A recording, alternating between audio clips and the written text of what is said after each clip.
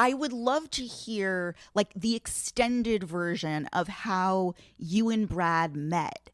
Like from what I understand, you both by happenstance happened to be in Mykonos, and at this time you were far more established in your career. Brad was only like 23, and he was Very like good. staying at like a was he not like staying at a hostel and you were at like a nice hotel? Somehow you crossed paths. Tell me, fill in the blanks here. Yeah, I was in Mykonos on vacation with a friend, and I was having dinner at Nikos Taverna, which is just like a very popular taverna and a very busy outdoor part of Mykonos, and thousands of people are going by. It's a very big outdoor space. And I saw Brad going by with another man, and I saw him and I said, "Who's that? I want to meet him." I was drawn to him instantly. My eye went right to him. And then my friend said, "I was talking earlier today with the person he's walking with. Isn't that weird?" They walked right by our table. We were right along the path. They stopped, and my friend said hello to his friend. And Brad and I started talking, and we haven't been apart since, basically. Well, okay. Literally, we But so started like talking. We got along. He came out with us that night. We went out dancing. We stayed out. Da da da. The next day, I was like, "Where are you staying?" And then he told me like some shit box, and I was like, "Oh God, I'm at the Belvedere. It's like fabulous." And I was like, "Why don't you just stay here with me? We'll have a fun couple of days." And then I was going to Santorini with my friend Sal, and then I'm like, "We're going to Santorini. Do you want to come with us to Santorini?" And he was like, "Sure." So he came to Santorini with us, and then I had to go back to LA. And then I was back for a few days, and I was like, "Hey, do you want to come for a visit in LA?" And he was like, "Okay." And then he came to visit me like 5 days after we left Mykonos. And then I was like, let's just, let's not label this. Let's just see how this goes. I know this is very strange and fast and all. And let's take it day by day. No promises for the future, no expectations. Let's just, if we both agree with this, we can have fun and we don't have to put any pressure on it. So now, almost 21 years later, I'm like, let's just take this day by day. you are We don't have to, legally we don't have to married. label this. We don't have to put any pressure. So I'm like, you're still here. Like, it's still, I guess yeah. You're married, but you're still taking it day by day, I which is know, something but that I actually do recommend. we're still like a not no promises for the future, but let's just see how this goes. Sure. You turned a Mykonos hookup into a 20-year Yeah, relationship. and I turned Brad into Brad. I'm basically Dr. Frankenstein, and he's my monster. He came. I was like, let's get rid of these clothes. You don't need this, like this stuff. No, that's very yeah. No, how about this? I was like giving him my clothes, and yes, and now he's a fashionista.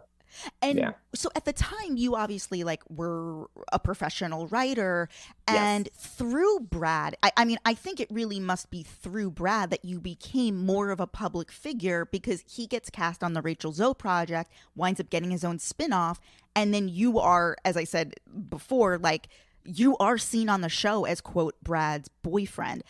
Back then at that time, what was your feeling on like I assume you were a fan of reality TV, but like how did you feel about sort of like losing your anonymity in a way?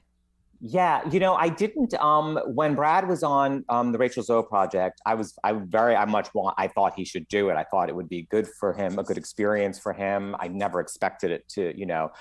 I remember he showed me the first episode of it like a week before it aired, or even a few days before it aired, and he got it. And I was like, I don't know what this is. I don't know who's going to watch this because it seems so, Mhm. specific and odd. But I was like, but you're terrific. And then, but I had told him when he did that, and I encouraged him to do it. I was like, just so you know, I'll never appear on it. Cameras can never come to our house, and I don't want to ever be mentioned by name on the show. This is yours, but I'll never be a part of it. And as long as that's fine. I'm like, then I think this is your experience. So I was never mentioned on the show. I never had any. So I watched the show as people did. I was like, oh, that's interesting. So when he had an opportunity to do his own show it was I kind of obviously I had to be a part of it because he couldn't do a show about his life if I'm then it's suddenly it also started to seem like people were wondering who his boyfriend was because at that point we were together 10 years and it started to feel like it was a bigger deal to keep it a secret than to just be like, oh fuck it, I don't care. So I did it. Did you really become close with Lisa Rinna, like just born out of like an Instagram comment? Yeah, kind of. Except Lisa and I had met before. Brad knows Lisa, and they had met socially, and I think maybe they even worked together once or something. So I had met Lisa before Instagram too. We had met several times, but we weren't like friends. What are you most looking forward to with this new season of Beverly Hills? Oh, did you see the trailer? Of course. Yeah, I mean, all of it. It looks so good. Yeah, it looks so good. I like when the casts are big too. Like it's a night. Oh, I like when yeah. people return and I like when they bring a new person in. I think there's like 7 women on the Yeah. show. I like a big cast. For me, when it's like just 5 of them, it's too few. Like I get claustrophobic. I like when there's like 7 or 8 people. It kind of I like more, stories, more people kind of weaving around. And Beverly Hills feels like it has a nice, rich cast. I'm excited for the day. I mean, I think it's inevitable. Rinna will eventually, if for story purposes only, will eventually turn on Erica Jane. And that would be wild. TBD if that's happening this season, but Yeah, I don't know either. yeah, or Yeah, in 10 I years. don't know.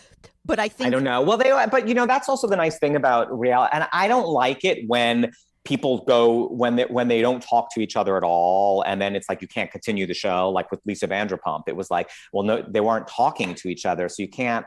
There's no coming when there's no coming back from it. It kind of stops being fun. I like when you can always kind of come back and start again the next season, because that's just more interesting to me. I like when people kind of can get past something and then start talking. But when the shows get where it's like, I will never talk to this person again, it's like, oh, well, then what are we going to do? What are we going to watch, yeah.